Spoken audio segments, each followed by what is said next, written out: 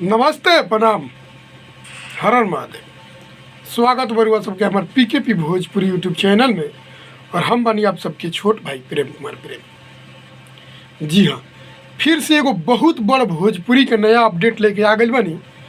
रउआ सबके भाई, रउआ सबके बेटा, रउआ सबके चहेता बहुत बड़े रिक्सी स्टार रउआ सब जान गए लोग। जे भोजपुरी के पूरा रिक्स लेके चलेला ओकर नाम है पंकज सिंह।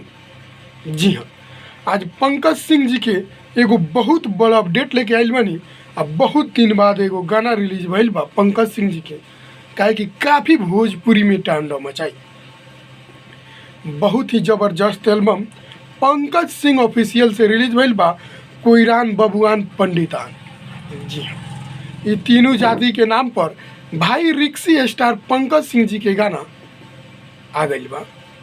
मतलब कमिंग सून में पोस्टर आ गई बा।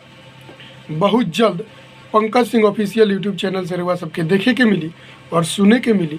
तो रउआ सब ऐसे ही दुलार प्यार आशीर्वाद बनौले रही। Pankaj Singh official YouTube channel के सब्सक्राइब करके रखे। कोइरान, बबुआन, पंडितान रिक्सी स्टार पंकज सिंह जी के गावल गाना। और रउआ सबके बता दी कि गीतकार एक अभिषेक सिंह जी बनी और संगीत साहिल खान मुंबई से, और मैनेजर तबाही कुशवाहा आशीर्वाद पवन सिंह जी के, और डिजाइनर कुंदन जी फीएक्स। और पंकज सिंह ऑफिशियल से गाना रिलीज हुई कोइरान, बबुआन, पंडितान। बहुत ही ज़बरदस्त गाना भाई साहब।